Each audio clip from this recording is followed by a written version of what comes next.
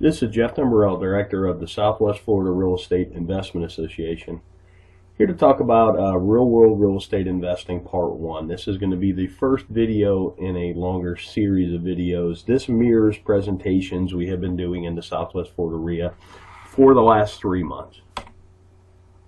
Disclosure, we're sharing our own experiences and knowledge with you. Please do your own due diligence before utilizing anything here. This is not to be construed as investment advice, and you should seek competent counsel before trying this at home. In the past 3 years, we've assisted and advised and had ownership interests in several private equity entities that employed over $14 million in capital in the Florida market, which gave us not only unique insight as to the amount of business we've done, it also gave us some great insight into how institutionalized investors employ capital.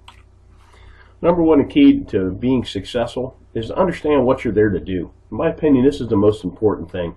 There's so many people running around the world. There's a lot of people wanting to run around and try and do real estate investing. They take courses, they read books, they go to meetings, but they really don't know what they're there to do. They really haven't spent that critical time understanding what you're here to do, what's your mission, what's your goals. I mean, without having any goals, it's hard to achieve any goals, if that makes any sense. From our experience, the clearer the plan you have, you will be able to operate with a margin of safety. And that's the key word in this business, a margin of safety, because the ones that survive, last, and grow true wealth are the ones that don't make mistakes or make mistakes that you can recover from. Investing in real estate. Investment is the purchase of an asset or an item with the hope that it will generate income or appreciate in the future and be sold at a higher price. Keyword, the future, for investing. So what does that mean? The act of committing capital to an endeavor with the expectation of obtaining an additional income and or profit. That's what investing is. Something I've learned over the years, it's kind of like a narrative. It's a why in the road when you're talking to somebody that's in real estate. Are they a trader or are they an investor? Investors buy and hold. They get a return from the assets they own. Traders wholesale. Traders fix and flip. Nothing wrong with it. I do it. I've done it in the past. I'm trying to do it again today. I'm doing a marketing campaign as we speak, looking for contracts to wholesale. With that said, it's two different narratives and even two different valuation processes, investor versus trader. You need to recognize the difference between the two. Basic questions for an investor. How much capital are you employing? What's your desired rate of return? When are you going to need this capital back? And then what's your risk tolerance? Those 4 questions are how you determine what you're there to do. Then we'll talk about capital. There's an opportunity cost of capital, and particularly when you're raising capital, which I've been part of some private equity raises, you really need to understand what other opportunities are out there for investors, because generally why would you buy a piece of real estate that pays you 2% a year with all the headaches associated with that, when if you could at the same time own a CD at 5 with none of the headaches. Give you a chart on 10-year T-bills, talk about opportunity cost. You can really see the recession, the Lehman Brothers crash really killed yields, but it's killed yields no matter what. I mean, pretty much at the time I'm talking about this, yields for a 10-year T-bill are bouncing between 2.6 and 2.8%. That's a terrible yield, particularly with the amount of money they're printing. Then you go back 10 years, and this is why investment real estate has become so popular, because it's one of the few places you can get a yield.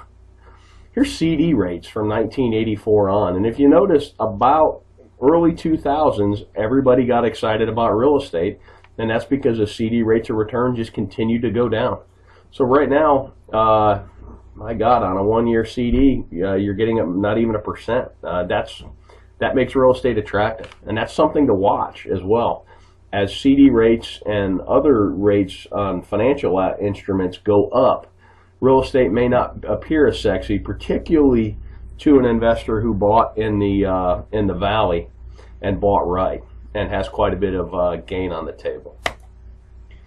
So opportunity costs in the real world. We already kind of talked about this.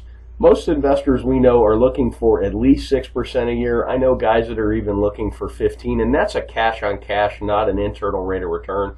That would be a whole nother video that could be a whole day's worth, understanding the difference between the two. But what here I'm talking about is a yearly cash on cash return.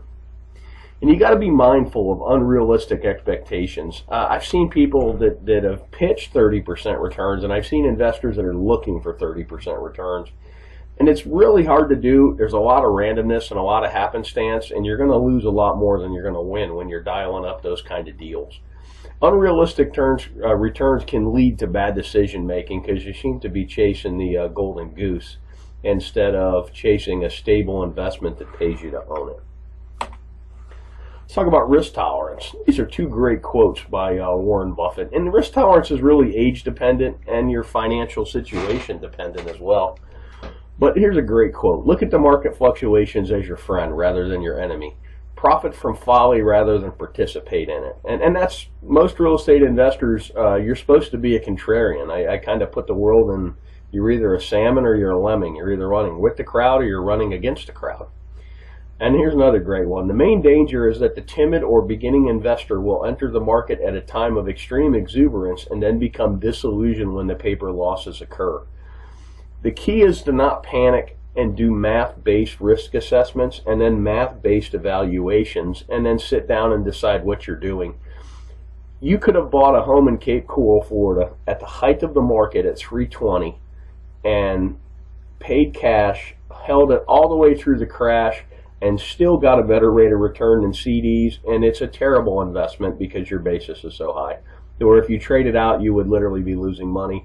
But it's sad but you actually would have outperformed the CD, and that's kind of a interesting thing. We did some case studies of people that had bought at the top and had they held and if they had mortgages, and I think that video is on our YouTube channel as well. Thanks for watching. You can always check out our website at swflreia.com. There should be a link at the bottom of this video. If you're on our website, put yourself on our mailing list.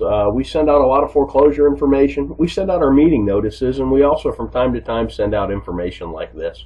I hope this information is useful to you, and make it a great day.